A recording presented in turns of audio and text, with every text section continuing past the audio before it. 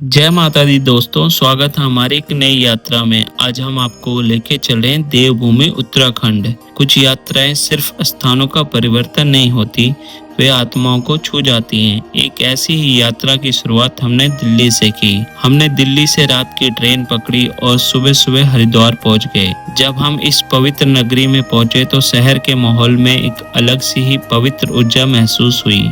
Hotel में check in कर और फ्रेश होते ही पहला कदम गंगा किनारे की ओर बढ़ाया। जब गंगा किनारे पहुंचे तो सूरज बस निकलने ही वाला था। घाट पर हल्की भीड़ थी, लेकिन माहौल शांत और श्रद्धा से भरा हुआ था।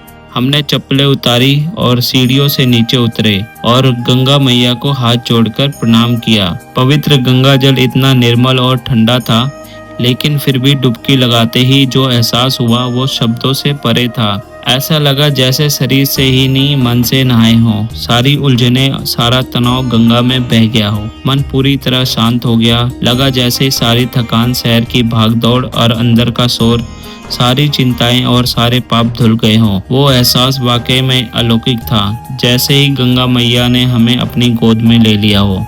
गंगा स्नान करने के बाद हमारा अगला पड़ाव मां मनसा देवी का था। यह हरिद्वार के प्रमुख मंदिरों में से एक है। मंदिर एक पहाड़ी पर स्थित है। वहां तक पहुंचने के लिए हमने पैदल यात्रा की।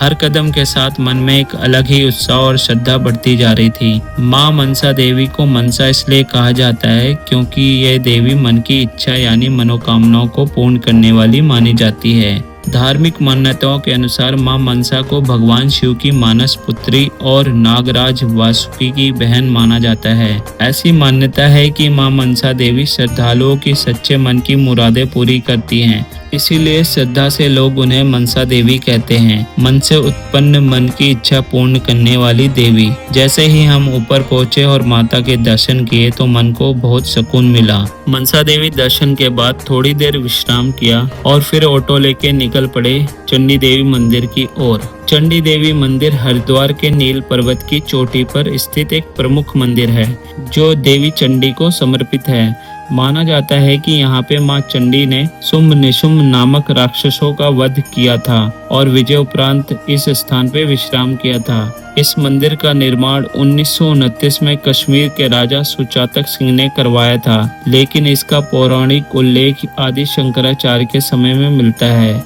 यहाँ तक पहुँचने के लिए रोपवे का रास्ता बेहद मनोहारी और भक्तिमय अनुभव देता है। माँ चंडी देवी के दर्शन से भक्तों को साहस और शक्ति का आशीर्वाद मिलता है। शाम होने लगी थी और हम वापस चल पड़े हर की पौड़ी की ओर, जहाँ गंगा आरती में हमें सम्मिलित होना था। आसमान हल्का सुनहरा हो चला था और घाट पर लोगों की भीड़ धीरे धीरे बढ़ने लगी थी। चारों ओर अजीब सी शांति हो चली थी, मानो पूरा शहर किसी पवित्र पल का इंतजार कर रहा हो। हमने घाट की सीढ़ियों पर बैठ के वो नजारा देखा जो शायद ही कभी भुलाया जा सके। जैसे ही गंगा की आरती शुरू हुई, पुजारियों ने बड़े बड़े दीपकों के संग गंगा मैया की आरती करनी शुरू की। दीपकों की लौ और मंत्रों की गूंज और लहरों पर तैरते सैकड़ों दिए।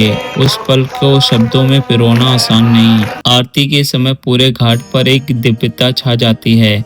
भक्त अपने अपने मन की बात मां गंगा से कहते हैं और दीपक जलाकर बहती धारा में प्रवाहित करते हैं। एक पल के लिए लगा जैसे कि समय थम गया हो, बस आरती की आवाज, बहती गंगा और श्रद्धा भाव ही रह गया हो।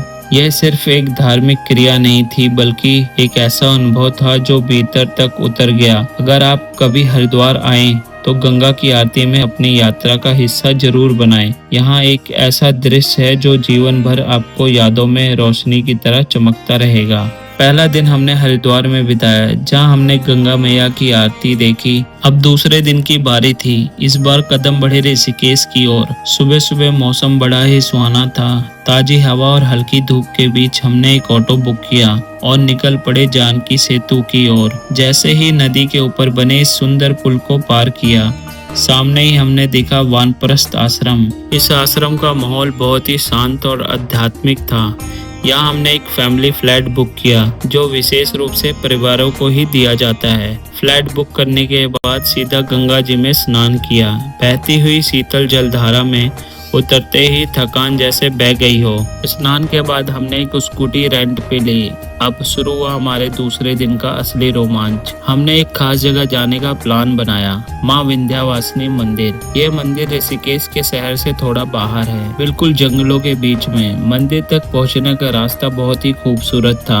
हमारी स्कूटी गंगा नदी के किनारे किनारे चल रही थी। हम छोटी छोटी घाटियों से गुजर रहे थे और चारों तरफ सिर्फ हरी भरी हरियाली ही थी। ऐसा लग रहा था जैसे प्रकृति खुद हमें माँ के पास बुला रही हो। रास्ते में हमें कई सारी छोटी छोटी नदियाँ मिली। कई जगह तो हमें इन्हीं में से निकलना भी पड़ा। पानी फिलहाल कम था तो हमें कोई दिक्कत नहीं हुई। आने वाले टाइम में मानसून आएगा तो ये नदियाँ भर जाती हैं। काफी सफर के बाद हम माँ विंध्यवासिनी मंदिर तक पहुँचे। हमने माँ विंध्यवासिनी के दर्शन किए और उनसे प्रार्थना की। मंदिर में बैठकर हमने कुछ पल आंखें बंद की और अपने मन की सारी बातें माँ को कह दी। उस जगह बैठकर बहुत ही शांति महसूस हुई। सचमुच में एक अद्भुत अनुभव था जिसे हम कभी नहीं भूलेंगे। मंदिर से लौटते समय मौसम अचानक से बदल गया। तेज हवाएं चलने लगी और देखते ही देखते बारिश शुरू हो गई। हम जंगल के रास्तों से बाहर ही निकल रहे थे कि बारिश और भी तेज हो गई। इसीलिए हमने रास्ते में थोड़ी देर रुककर आराम किया। जैसे ही बारिश थमी, फिर हम स्कूटी लेकर अपने आश्रम की ओर निकल पड़े। आश्रम पहुंचकर थोड़ी देर विश्राम किया और शाम को दोबारा निकले, इस बार गंगा घाट की ओर। वानप्रस्थ आश्रम से निकलकर सीधे जानकी सेतु पहुंचे, जहां रात को एक खूबसूरत लाइट शो देखने को मिला। गंगा किनारे रंग बिरंगी रोशनी, मधुर संगीत और हवाओं में घुलती भक्ति की तरंगों ने माहौल को और भी खास बना दिया। यह दृश्य जितना आधुनिक था उतना ही भीतर से आध्यात्मिक भी महसूस हुआ। इस तरह एक और यादगार दिन समाप्त हुआ। हमने दिन को अलविदा कहा, लेकिन उसका अनुभव हमेशा के लिए साथ ही रह गया। अगली सुबह कुछ खास थी क्योंकि आज का दिन भगवान नीलकंठ महादेव के दर्शन का था। हम सुबह जल्दी उठे और स्कूटी उठाई, पहाड़ों की ओर निकल पड़े। ठंडी हवाएं और पहाड़ी रास्ते, गंगा किनारे किनारे चलती सड़कें, हर मोड़ पर प्रकृति हमें जैसे बुला रही थी। रास्ता जितना सुंदर था उतना ही शांत था। चारों ओर हरियाली, कहीं कहीं से झांकती गंगा और बीच बीच में छोटे छोटे चाय के स्टॉल, सब कुछ मिला के एक दिव्य अनुभव दे रहा था। कुछ ही देर में हम पहुंच गए नीलकंठ महादेव मंदिर। यह मंदिर भगवान शिव को समर्पित है। मान्यताओं के अनुसार जब समुद्र मंथन हुआ था तो 14 रत्नों में से एक विष भी था जो पूरी दुनिया को नष्ट कर सकता था, जिसे भगवान शिव ने आकर ग्रहण किया। उस विष के प्रभाव से भगवान शिव का कंठ नीला पड़ गया, तभी से उन्हें नीलकंठ कहा जाता है। और उस विष के प्रभाव को कम करने के लिए भगवान शिव ने इसी स्थान पे 60,000 वर्षों तक घोर तपस्या की थी और इस मंदिर में गले के आकार का शिवलिंग स्थापित किया, जिसे आज हम नीलकंठ महादेव के नाम से जानते हैं। सावन के महीने में यहाँ हजारों श्रद्धालु गंगा जल चढ़ाने आते हैं। मंदिर का वातावरण बहुत ही भक्तिमय था। हमने भी बड़े श्रद्धा भाव से भगवान शिव के दर्शन किए। मंदिर दर्शन करने के बाद अगला पड़ाव था नीर वाटरफॉल। हमने यहाँ एंट्री टिकट लिया। यहाँ पे एंट्री टिकट प्रति व्यक्ति 50 रुपए का है और फिर पैदल ही थोड़ी चढ़ाई करते हुए हम ऊपर की ओर बढ़े। वहाँ पहुंचकर जो नज़ारा दिखा वो मन को बहुत ही भाया। ठंडा और साफ पानी, झरने की कलकल आवाज, जैसे प्रकृति ने खुद हमें स्नान के लिए बुलाया हो। हमने वहाँ कुछ समय बिताया, झरने में नहाए और उस ठंडे पानी ने जैसे सारी थकान दूर कर दी। शाम ढलते ढलते हम पहुँचे भूतनाथ मंदिर, जो भगवान शिव को समर्पित है। मान्यता यह है कि जब भगवान शिव की बारात निकली थी तो वह यहीं आकर ठहरी थी। मंदिर का वातावरण बिल्कुल ही अलग था, शांत और रहस्यमय, भीतर तक भक्ति से भरा हुआ। यहाँ दर्शनों के बाद हम निकल पड़े राम झूले के पास गोवा बीच की ओर, जो ऋषिकेश का एक और शांत और फेमस बीच है। यहाँ हमने कुछ वक्त रेत पर बैठकर बिताया, गंगा की लहरों को निहारा और ढलते सूरज का सुंदर नजारा देखा। इस शांत और सुकून भरे पल के साथ ही हमने तीसरे दिन की यात्रा को अलविदा कहा। 3 दिन 3 अनुभव, हर दिन ने हमें कुछ नया सिखाया, दिखाया और महसूस कराया।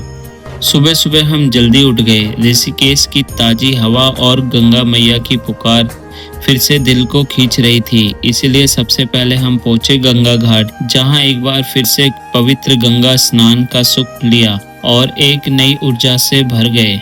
स्नान के बाद आश्रम में हल्का नाश्ता किया, फिर अपना सामान समेटा और चेकआउट करके हम निकल पड़े अपने अगले गंतव्य देहरादून की ओर। हमने रोडवेज की बस ली और पहाड़ियों के बीच से गुजरते हुए धीरे धीरे हम देहरादून की ओर बढ़ने लगे। देहरादून पहुंचे तो मौसम थोड़ा बदला बदला सा था, हल्की सी ठंड और आसमान में बादल। हमने शहर घूमने के लिए एक ऑटो लिया और सबसे पहले पहुंचे FRI फॉरेस्ट रिसर्च इंस्टीट्यूट, जो अपने खूबसूरत लॉन और अपने आर्किटेक्चर के लिए मशहूर है। वहां कुछ वक्त बिताकर हम अगली जगह की ओर बढ़े। अगला पड़ाव था टपकेश्वर महादेव मंदिर, जो देहरादून के एक शांत कोने में एक गुफा और नदी के किनारे बसा है। यह मंदिर प्राकृतिक गुफाओं से बना हुआ है और इसकी सबसे खास बात यह है कि शिवलिंग पर गुफा से लगातार टपकता हुआ जल, जो इसे टपकेश्वर नाम देता है। और इस मंदिर की मान्यता महाभारत काल से भी जुड़ी हुई है।